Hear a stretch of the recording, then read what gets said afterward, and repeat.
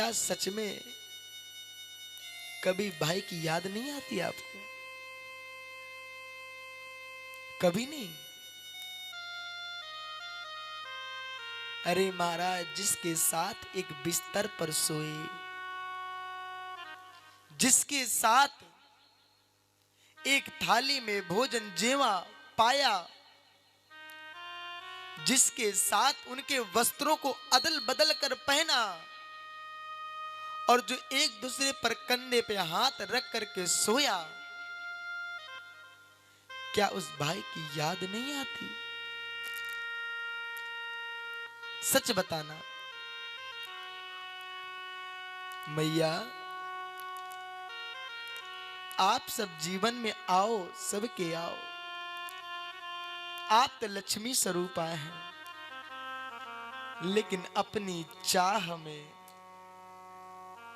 किसी एक भाई को उसके भाई से कभी जुदा मत करो। युधिष्ठिर कहते हैं,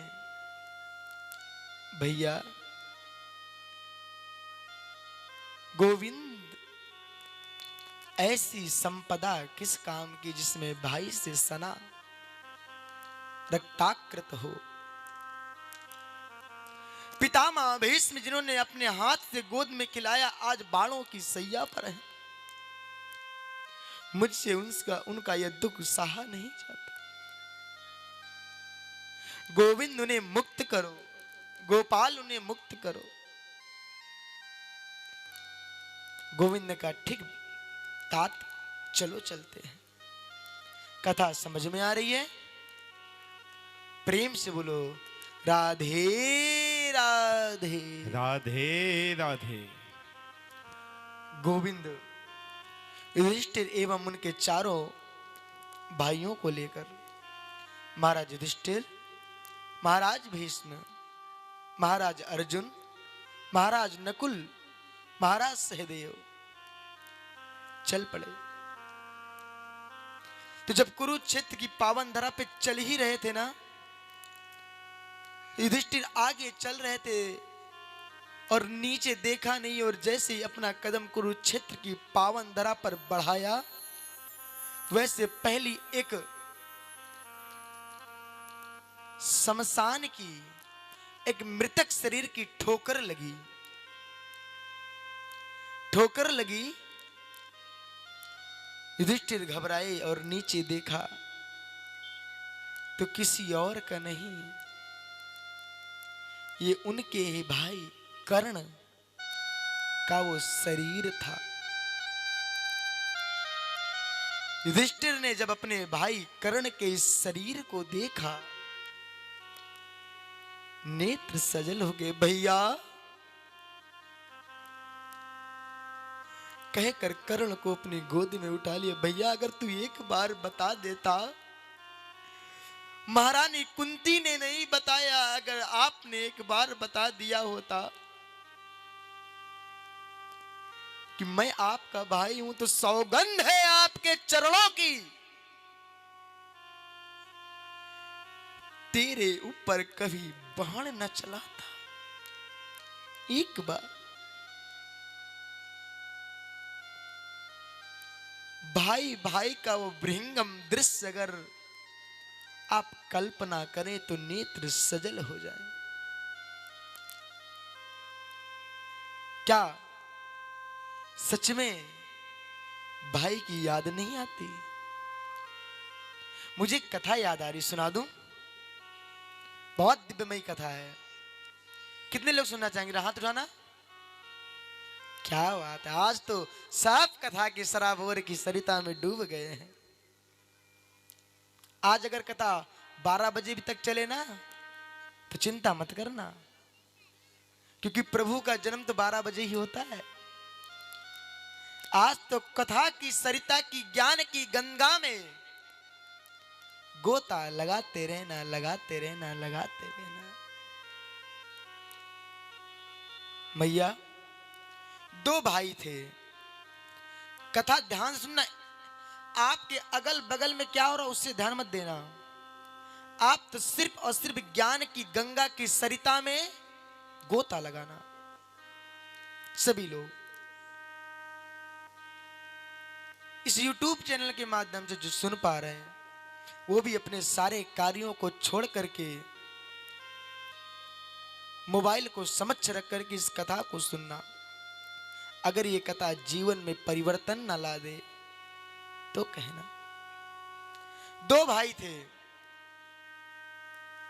बचपन में दोनों आपस में बहुत प्रेम करते थे, आपस में रहते, आपस में भोजन करते, आपस में खेलते कूदते और आपस में जीवन का निर्वाह करते थे। एक दिन समय का चक्र चला। एक दिन समय का चक्र चला और उन दोनों के माता पिता का किसी दुर्घटना में मृत्यु हो गई। दोनों भाइयों को खबर आई कि मेरे मां पिता चले गए हैं। दोनों भाई बिलख पड़े, रो पड़े, पर बड़े ने अपने आप को संभाला। सोचा अगर मैं रोऊंगा तो छोटे को कौन संभालेगा। छोटा चुप हो जा, मत रो। माँ बाप नहीं है ना, कोई बात नहीं, मैं तो हूं, मैं तुझे खूब पढ़ाऊंगा, खूब लिखाऊंगा। छोटे मत रो, चुप हो जा। छोटा बड़े भाई की अंगोछे में सर रख करके चुप हुआ। समय बीतता गया। बड़ा और छोटे दोनों एक साथ जीवन का निर्वाह करने लगे। एक दिन बड़े भाई का विवाह हो गया और छोटे का भी विवाह हो। दोनों इस काम एक साथ किया करते थे, आगे पीछे नहीं। बड़े का विवाह हुआ, छोटे का विवाह हुआ, लेकिन जो दूसरे घर से आई ना मेरी मैया, उन्होंने यहां आकर के बैर का बीजा का रोपण कर दिया। छोटी छोटी बातों में जेठानी देवरानी में लड़ाई होने लगती, बहुत लड़ाई होती। और जब दोनों भैया काम से घर लौटकर आवें तो उनकी पत्नियां उनके कानों को भरें। सुनते हो, तुम्हारे छोटे भैया ने मेरे साथ ये किया, उसकी छोटी बहू ने ऐसा किया, वैसा किया, वैसा किया। बड़ा कुछ ना बोले। छोटा घर आवे तो उसकी पत्नी के आपके बड़े भैया ने ऐसा किया, आपके बड़े भैया ने वैसा किया, हमें जीवन भर कष्ट दिया, मेरी सारी संपत्ति ले ली। पर छोटा ना बोले। और एक दिन लड़ाई इतनी भीषण भई कि पत्नियों ने दोनों भाइयों के घर में बंटवारा कर दिया, दीवार खड़ा कर दी। लेकिन दोनों भैया, बंटवारा हो तो गया, दोनों समय के चक्र के पत्नी के कथना अनुसार अलग तो हो गए, लेकिन दोनों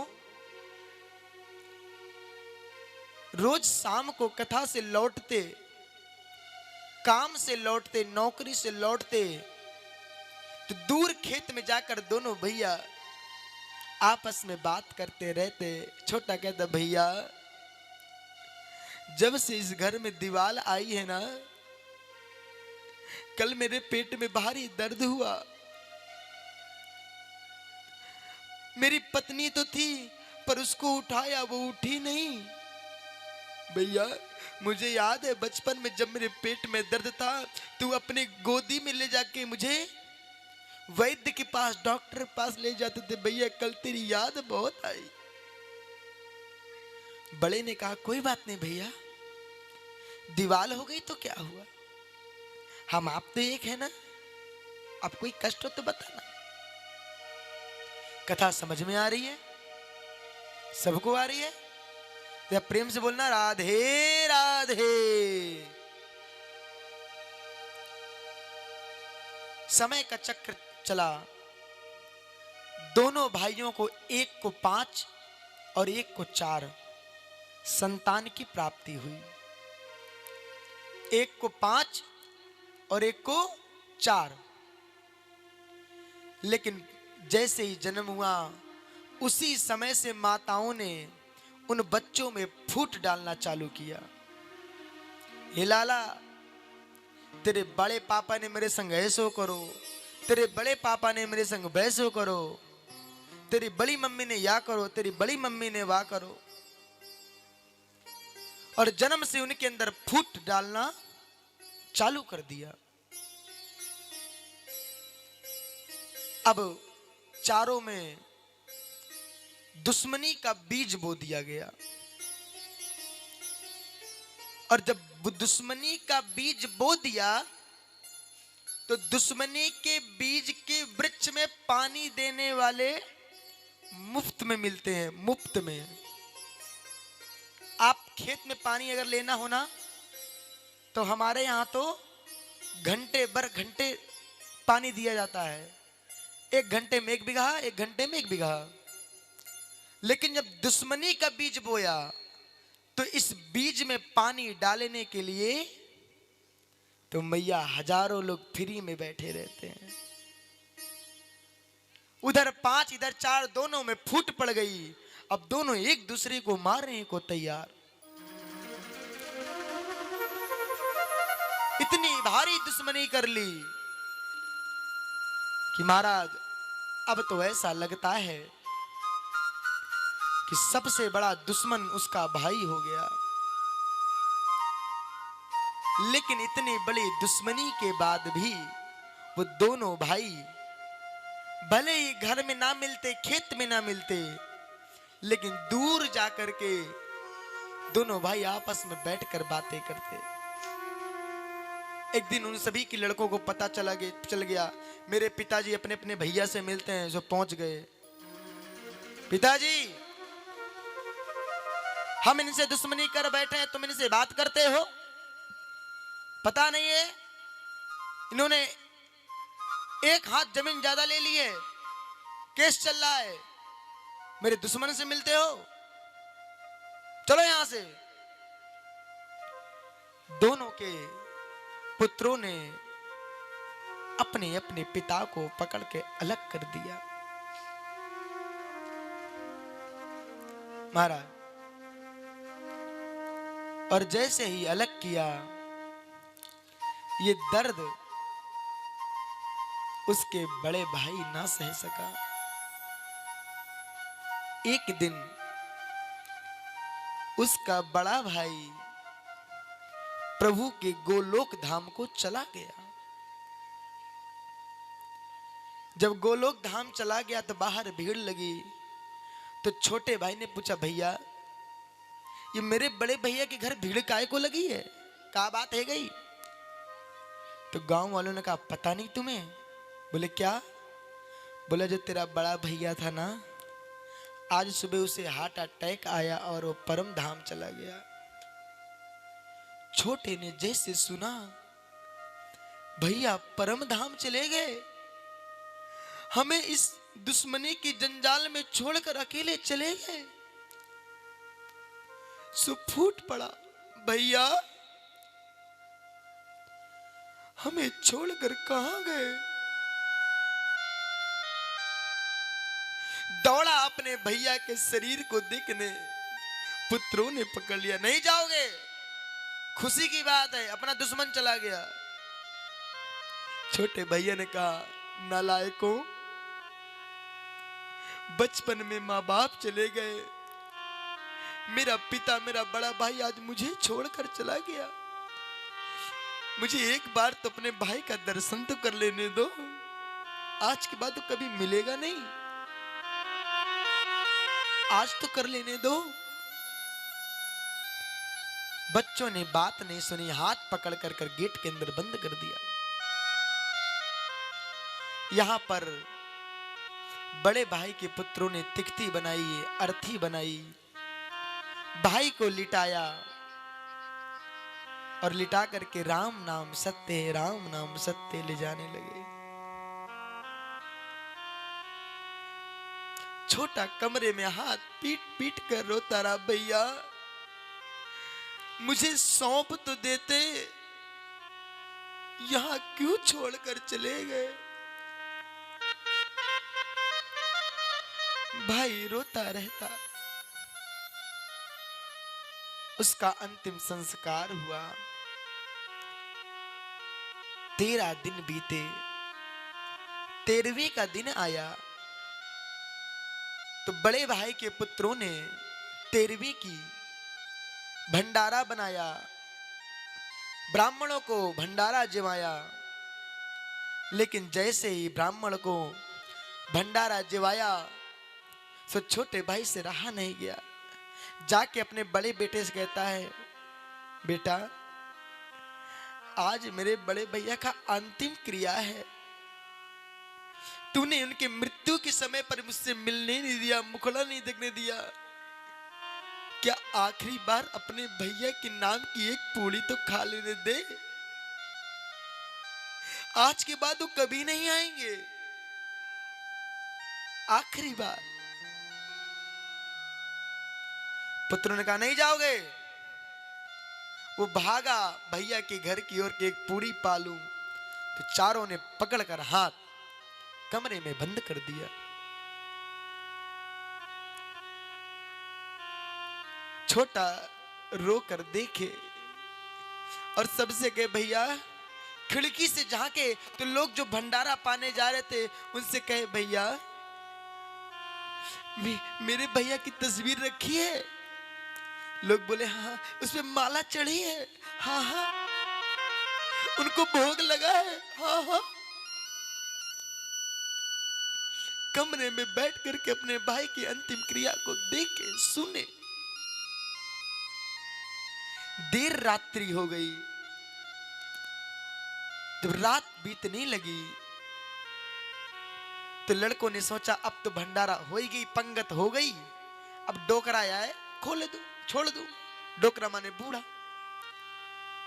तो चारों ने सोचा कि बड़े के हां भंडारा हो गया, सब खा लिए हैं, अब इसे छोड़ दो, जाए अपना।